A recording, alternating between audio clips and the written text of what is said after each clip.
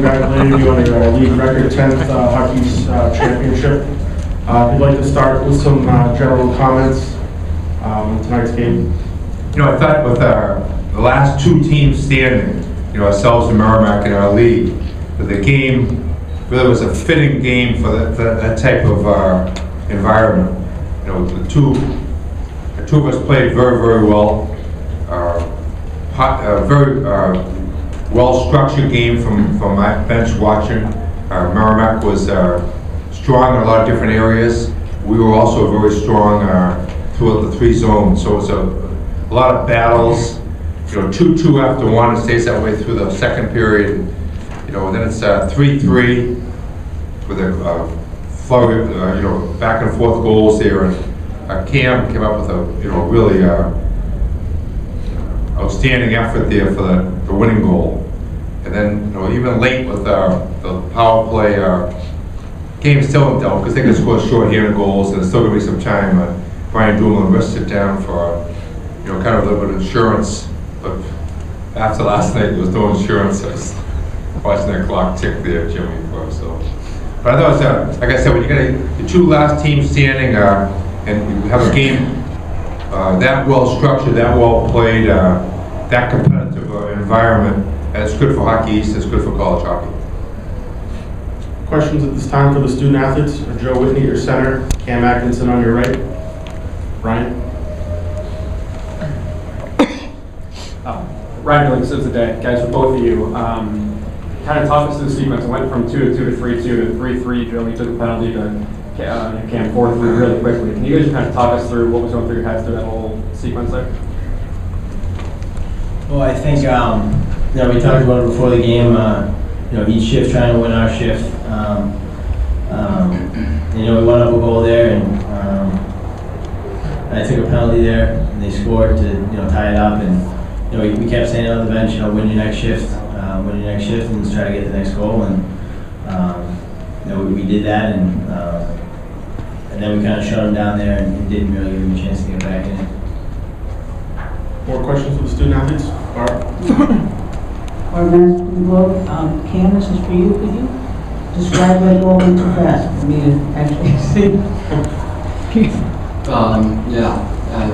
Wasey just made a great play. He caught it, and it would have been a goal if he didn't put it in my wheelhouse, and he did, and I fired it and just went back in there. More questions? Dave here in the front. Cam, can you just talk about how hard it was to put away Merrimack? It'd be, you know, you'd land a haymaker and then they'd land one right back. It seemed they kept coming back. Talk about how tough it was to put them away. Yeah, well, I mean, they got 4 lines that can go. The first line is as good as any other line in the league.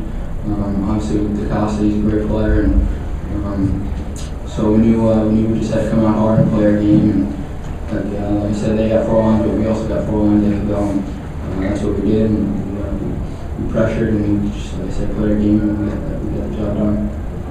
More questions? Here in the front.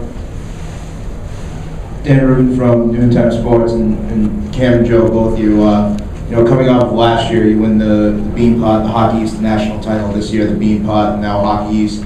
Heading into what is assumingly going to be a #1 seed, how are you guys going to be able to kind of handle the pressure of that it's going to be, I don't want to say expected, but that you guys are going to be expected to make it kind of a run into the tournament and continue the success that you've had? Well, I think we've had some success in the past is because we, you know, we look at it at one trophy at a time, and that's the one we try to win. You know, a couple weekends ago was the regular season. That was what we wanted to win, and this weekend it was the Lamorello Cup. So, you know, and now we'll move on and prepare for the NCAAs and for a national championship. But you know, we take it one step at a time, and we'll prepare and be ready to go you know, next weekend. Cam, would you like to answer that also? Yeah. More questions? Ryan.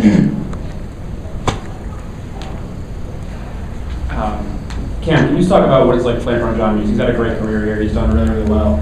How much does it help your game knowing that he's back there? Yeah, well, he's the backbone of our team.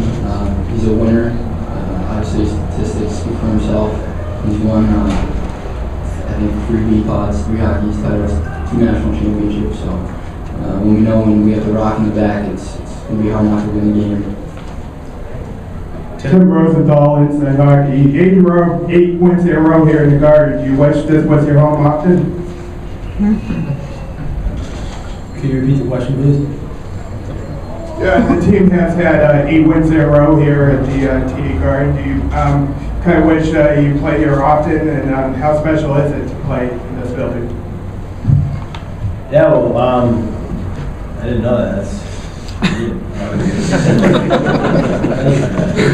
Especially some of our home games next year.